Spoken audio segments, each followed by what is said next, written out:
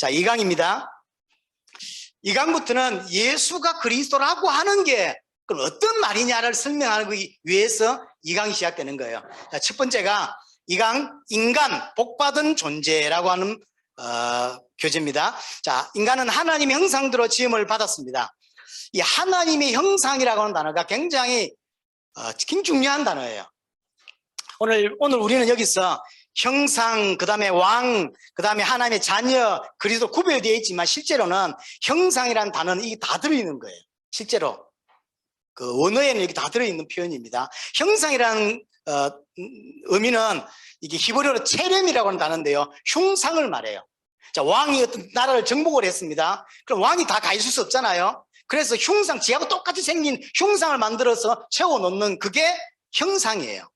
쉽게 말하면 하나님이 이 땅을, 세계를 다스려야 되는데 나를 자기 형상대로 만들어서 내 대신 세운 자예요. 내 대신 이 땅에서 하나님 같은 존재로, 내 대신 왕으로, 내 대신 하나님의 역할을 하는 거 있죠. 그게 형상이라고 하는 의미예요. 그래서 가장 많이 사용될 때가 왕을 설명할 때 가장 많이 사실은 사용됩니다. 그래서 어떤 의미냐면 하나님과 같은 존재로 만들었다라고 하는 의미예요. 이건 형상 자체는 아무것도 아닙니다. 흉상 이거는. 그러나 이걸 두고 세워놓으면 여기에 이제 필요한 걸 다 하는 거죠. 마치 이 왕 취급을 해주는 거예요. 아무것도 아닌데도 왕 취급을. 자, 우리나라에서 저 다른 애 대사를 보내면 그 사람은 그냥 평범한 사람일 뿐이지만 대한민국의 대통령의 대우를 해주는 거예요. 똑같은 거죠. 그냥 우리는 사람일 뿐이지만 하나님의 형상으로 만들어서 보낸 거예요. 그 말은 우리는 하나님이 아니요, 그러나 세상에서 하나님과 같은 자로 하나님이 세워주셨다라고 하는 의미가 형상이라고 하는 의미예요. 요한복음 4장 24절에 하나님의 영이시니 그랬죠. 그래서 이 교재를 만들 때 이 형상이라는 말에서 첫 번째로 하나님과 같은 존재, 또 하나님과 같은 영적인 존재라는 의미를 설명하고 싶어서 이 단어를 쓴 겁니다. 우리가 육신만 가지고 있는 존재가 아니구나, 영적인 존재구나. 누구처럼? 하나님처럼. 그런 의미죠. 그래서 하나님처럼 특별한 존재다라고 하는 게 형상이고요. 두 번째는 왕이죠. 조금 더 말했듯이 형상이라는 단어 안에 왕이라는 단어가 포함되어 있습니다. 그래서 형상은 왕을 설명할 때 가장 많이 등장합니다. 시편 8편 4절에서 8절인데요. 특별히 5절에 그를 하나님보다 조금 못하게 하시고 영화와 존귀로 간을 씌우셨다라고 표현합니다. 왕을 의미하는 것이고요. 하나님보다 조금 못하게 만드셨다. 우리 옛날 성경은 천사보다라고 되어 있고요.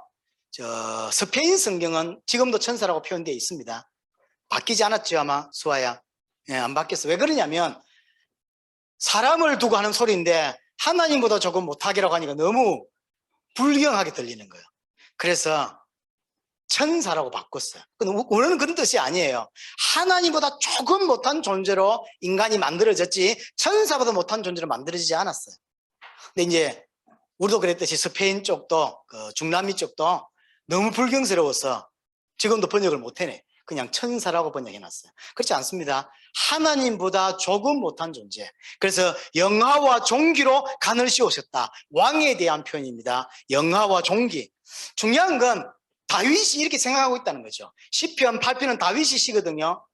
다윗은 어떻게 인간을 이해하고 있냐면 이렇게 이해하고 있다는 말이에요. 영화와 존귀로 간을 씌운 존재로, 왕으로 하나님이 나를, 물론 지가 왕이었으니까 뭐 그럴 수 있긴 한데 다윗은 그렇게 이해하고 있다는 거죠. 그리고 다스리게 하셨다 그랬죠. 형상을 만든 이유죠. 하나님을 대신하기 위해서. 그래서 분명히 피조물이지만 세상에서는 하나님을 대신하는 왕이고 하나님을 대신하는 대리 통치자인 거예요. 진짜 인간은 그렇게 특별합니다. 또한 자녀라고. 창세기 5장 3절에 아담은 130세에 자기 형상 곧 하나님의 형상과 같은 아들을 낳아 이름을 셋이라 하였다 그랬죠. 형상, 아들이라는 의미로 사용하고 있습니다.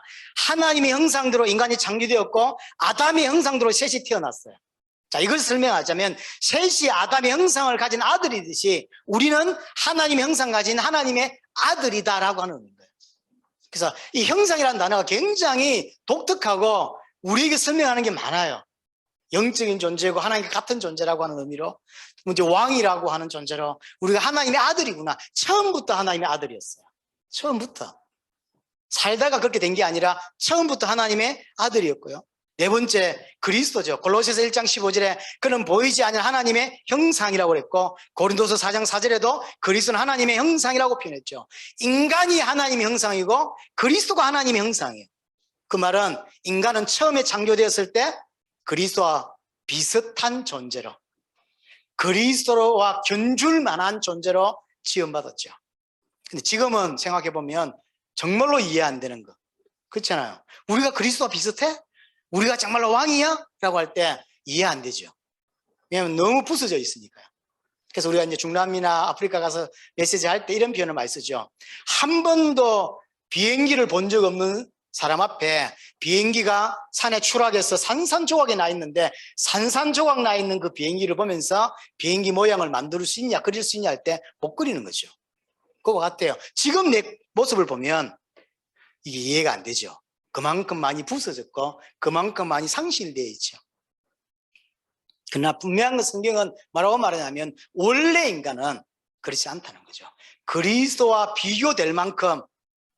그래서 바울은 나중에 성경에서 기록할 때 첫 사람 아담, 마지막 사람 그리스도, 이렇게 표현을 하는 거죠. 비교를 하고 있다고.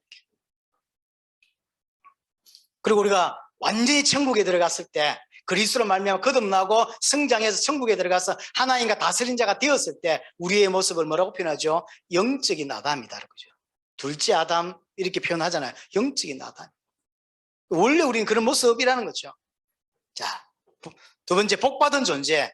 하나님이 그들에게 복을 주시며, 창세기 1장 28절에 하나님의 형상과 함께 처음부터 복을 주셨죠.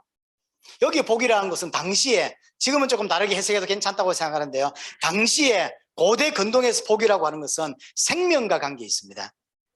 자식을 얻는 게 그게 복인 거죠. 출생하고 번성하고 이게 다 복인 거죠. 그래서 근본적으로 하나님의 생명을 가지고 하나님의 사람들을 태어나게 하고 출생하고 번성하고 충만하고 이 모든 게 사실은 복에 해당되는 거예요. 여하튼 중요한 건 뭐냐면 하나님이 인간을 처음부터 복을 주셨다고 하는 거죠. 복받은 존재를 지었다고 하는 것입니다. 자, 2장에서 창세기 2장 인간이 받은 축복이라고 설명을 안 했는데요, 그 2장 안에 설명되어 있는 게 여러 가지 있다는 이야기죠. 다 설명할 수는 없고요. 4절에 7절 보면 하나님이 흙으로 인간을 지으시고 생기를 불어넣으시는 장면이 나와 있습니다. 원래 인간은 땅의 흙으로 지었죠. 여기에서 이제 아담이라는 단어가 나왔죠. 땅이라는 단어가 아다마라고 하는 히브리어고, 흙이라는 단어가 아파르라고 하는 히브리어인데요. 그래서 아다마, 아담, 이렇게 이제 언어 유희예요. 성경을 보면 제법 많이 언어 유희가 있습니다. 이런 이렇게 라임을 이렇게 맞추고 이런 것들이 많죠. 특별히 시편을 보면 이게 정말로 라임 잘 맞추는 것들이 많죠. 지금은 우리나라 따지면 기역, 니은, 디귿 이렇게 쫙 첫 글자가 기역, 둘째 글자가 니은, 디귿 이렇게 되어 있는 시편들이 굉장히 많죠. 사실 우리는 그냥 이렇게 번역되다 보니까 이렇게밖에 읽을 수 없죠. 그러나 이제 그 사람들은 읽으면 사실은 굉장히 시적인 라임이 너무 잘 맞춰진 것들이 많죠. 언어 유희예요. 아담이라고 하는 단어가 아다마에서 나왔거든요. 땅에 있는 흙으로 말미암아 지음을 받았죠. 그러나 그까지는 별 문제가 안 돼요. 생기를 불어넣었죠. 왜냐하면 땅에 있는 흙으로 사람만 만들어졌나요? 아니거든요. 짐승들도 흙으로 만들어졌어요. 별 중요한 게 아니에요. 그러나 생기를 불어넣었다고 표현되어 있죠. 아무것도 아닌 나를 하나님이 왕으로 세우시고요, 아무것도 아닌 나를 마치 짐승 같은 나를, 왜냐하면 흙으로 만들었다는 이야기는 짐승이고 동물이거든요. 사실은 하나님이 떠나면 그 인간의 수준은 사실은 동물이고 짐승이에요. 그래서 가끔 짐승보다 못하다고 이야기를 하잖아요. 그 맞는 말이 진리죠. 어떻게 깨달았는지 모르지만 진리예요, 사실은. 그래서 흙으로 만들어져서 아무것도 아니고 티끌 같고 아무것도 아니고 짐승 같은 나를 하나님의 자녀로 왕으로 이렇게 세우셨다고요. 그게 인간이 받은 축복이죠. 단 하나님 안에 있을 때, 하나님 안에 있을 때, 하나님 밖에 있으면 밖에 있는 건 그냥 짐승이에요. 아무것도 아니에요. 근데 그 인간을 5절에 보면, 15절에 보면 사람을 이끌어 에덴 동산 안으로 경작하게 하죠. 성경을 잘 보시면 에덴 동산 안에서 아담이 만들어졌나요? 밖에서 만들어졌나요? 밖에서 만들어졌죠. 밖에서 만들어서 동쪽으로 해서 안으로 이끌어 들어오시죠. 그리고 경작하게 하시죠. 여기서 이끌어 들어 두셨다라고 하는 게 안식을 의미해요. 에덴 동산은 결국 성전을 의미하는 것이고요. 하나님이 성전에서 인간에게 진짜 안식을 주시는 거예요. 경작하고 지킨다는 이야기는 제사장, 조금 더 정확하면 레위인이 하는 행동이거든요. 시키면 예배하는 거죠. 인간이 언제 가장 행복하고 언제 가장 자유롭냐면 하나님 안에 들어와서 예배하고 하나님 만나고 누릴 때가 가장 행복한 거예요. 근데 그걸 맛을 못 보다 보니까 재미가 없죠. 교회가 재미가 없고. 그렇지 않습니다. 원래 인간은 하나님 안에서만 안식을 누릴 수 있고, 그래서 에덴 동산 안으로 이끌어 두셨다라고 해도 두셨다라고 하는 것이 그 의미예요. 안식하게 했다, 쉼을 얻게 했다. 인간은 거기에 들어가야 쉼을 얻습니다. 그래서 에덴 동산도 자세히 보면 이게 그냥 돼 있는 게 아니죠. 울타리가 쳐져 있는 동산이에요. 그 성전을 말하는데, 결과적으로. 그래서 성전 안에서 하나님이 임재하시는 그 성전 안에서 쉼을 쫙 얻는 거죠. 그게 진짜 쉼이에요. 집에 누워있으면 쉼이 되던가요? 아니에요. 집에 누워있다고 쉬는 게 아닙니다. 물론 약간의 쉼은 있습니다. 인간이라 그게 필요해요. 그러나 진짜 안식은 그렇게 오지 않죠. 하나님을 만나고 그를 누리고 그 안에 있을 때 안식도 오고 눈물도 나고 이리 살고 싶다 이런 생각이 들고, 그렇죠? 눈물이 다 눈물이 같은 눈물이 아니거든. 제가 대학 시험 치고 떨어지고 또 시험 치고 떨어지고 제가 떨어지는 데는 자신이 있었는가 봐요. 운전면허증을 따는데 옛날에는, 요즘 어떻게 되는지 모르겠어요. 옛날에는 왜 용지가 있잖아요. 앞뒤로 다 붙였어요. 근데 합격이 안 되더라고요. 한 번 붙일 때마다 5,000원이가 들잖아. 자, 이거 웃는 사람들은 옛날 사람들이죠. 왜냐면 우리 같은 나이 때, 요즘은 그렇게 안 타더라고요. 그게 합격이 안 돼. 근데 어쩌다 합격이 됐어요. 대학을 제가 4번 떨어졌거든요. 자랑은 아닌데 굳이 그것도 그게 치명적인 약점은 아니지 않나요? 그래서 대학 떨어진 게 그게 대단한 흑역사라고 우리 장모님은 부탁을 하시긴 했어요. 박서방 제발 어디 가서 대학 떨어졌던 이야기 하지 마세요. 예, 한 번만 하고 말겠습니다. 예. 딱 떨어졌는데 너무 힘이 드는 거예요, 인생이. 대학 떨어졌기 때문에 인생이 힘들었을까요? 아니에요. 힘이 들었는데 대학까지 떨어지니까 힘들었지. 그때 제가 뭘 원했냐면 주의 재림을. 더러운 세상, 주님 빨리 왔으면 좋겠다. 저는 인생 딱 2번 재림을 고대해 본 적이 있는데, 한 번 그때 더 이상 살기 싫고 더러운 세상, 자살을 할 수 없고, 그래서 주님 빨리 왔으면 좋겠다 정말로 간절히 생각해 봤던 적이 있어요. 그러다가 최근에 주의 재림을 정말 알고, 재림이 중요한 거구나를 이제 그때, 어느 게 더 강했냐면 그때가 더 강했죠. 자, 이런 것도 삭제해 주세요. 인간이 받은 축복을 다 알 수 없어요. 우리의 눈으로, 우리의 시각으로 내가 얼마나 큰 축복을 받았는가 알 수 없습니다. 그래서 하나님의 은혜가 필요하고, 이게 자꾸 눈 열려야 돼요. 난 열려야 돼. 이제 내일 저희 교회에서 할 메시지가 창세기 22장 아브라함 이삭을 바치는 장면이거든요. 이삭이 묻지요. 불과 칼이 있는데 양이 없습니까? 묻죠. 이삭이 잘 알아. 왜냐하면 아버지를 따라서 번제를 늘 드려봤기 때문에 번제에 뭐가 필요하다는 걸 잘 알죠. 근데 아브라함이 대답을 아주 묘하게 하고, 하나님이 친히 준비하신다라고 이야기하죠. 그 내일 설교에 쓸 내용인데, 근데 그 내용이 굉장히 오묘한 내용이에요. 하나님이 친히 준비하신다 아들을. 이렇게도 해석이 가능해요. 우리 성경에는 아들아 하나님이 친히 양을 준비하신다라고 되어 있죠. 그러나 실제 원어로 해석을 굳이 하자면, 직역으로 하자면 하나님이 준비하신다 내 아들을. 목적어가 아들을, 이게 내가 볼 때는 아브라함이 흘린 것 같아요. 아들한테 정확하게 하나님이 친히 준비하신다라고 말하면서 이제 이삭이 막 딴 정신팔 때 아들을 이렇게. 근데 이게 굉장히 오묘한 말이에요. 실제로 가만히 보면 이걸 어떻게 해석해야 되지? 이렇게도 해석이 가능하고 저렇게도 해석이 사실은 가능해요. 자, 올라가서 이제 이삭을 묻잖아요. 그러고 나서 이제 수양이 저게 걸려 있었잖아요. 그때 걸렸을까요, 수양이? 최소한도 몇 분 전에는 걸려 있을 거 아니에요. 근데 왜 안 보였죠? 눈이 열려 보이는 것도. 그게 안 걸려 있는데 안 보인다고, 사실은요. 똑같은 거예요. 하나님이 은혜 주시고 하나님이 눈을 주셔야 복음도 보이고 신앙도 보이고 이게 보여요. 근데 이게 안 보일 때가 있다고, 안 보인다고. 하나님의 은혜가 필요해요. 그래서 사실은 기도라고 하는 게 가만히 생각해 보면 딴 게 없어요. 이것 달라 저것 달라도 필요하지만 정말로 은혜 달라고 하는 게 하나님의 은혜를 구해야 되는 게 맞는 것 같아요. 내가 뛰어나면 얼마나 뛰어나고 잘났으면 얼마나 잘났겠어요. 하나님의 은혜가 필요해요, 사실은요. 그분 앞에 겸손히 무릎 꿇을 줄 아는 인생, 그분으로 인정할 줄 아는 인생. 은혜가 있어야 눈도 열리고 은혜가 있어야 이런 게 보인다고. 이 이야기를 듣고 여러분들 아멘 하지만 중남미 가서 이렇게 이야기하면 멀떡 이런 사람 많거든요. 이게 그렇게 가치 있게 안 보인다고. 안 보이니까 제재가 아닌 거죠. 상관은 없습니다만, 그렇죠? 상관이 없죠. 우리는 뭐 제자자들 왔지 뭐 이 사람도 놀라고 온 건 아니니까.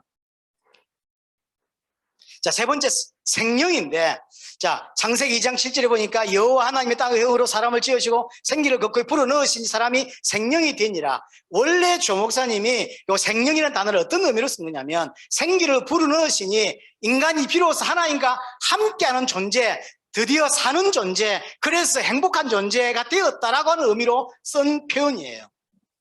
그래서 마치 휴대폰 이야기를 하면서 휴대폰이 기능이 엄청 많지만 전원이 공급될 때만 휴대폰 역할을 하는 거죠. 배터리가 공급되어야만, 인간도 엄청난 축복을 받고 만들어진 사람이긴 하지만 배터리가 공급되어야 되는 거죠. 하나님과 전원이 연결되어야만 인간다운 삶을, 그때가 가장 행복하고 그때 가장 자유롭다라고 하는 게 원래 생명의 의미로 우리에게 전달했던 거죠.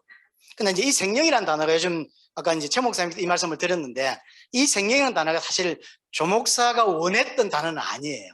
이 생명은 네페시 하야라고 하는 단어인데요. 이거는 우리 한국어로 진짜 제대로 번역하자면 그냥 생물이래요. 왜냐하면 이 단어는 사람한테도 했지만 다른 동물한테도 네페시 하야라고 해요.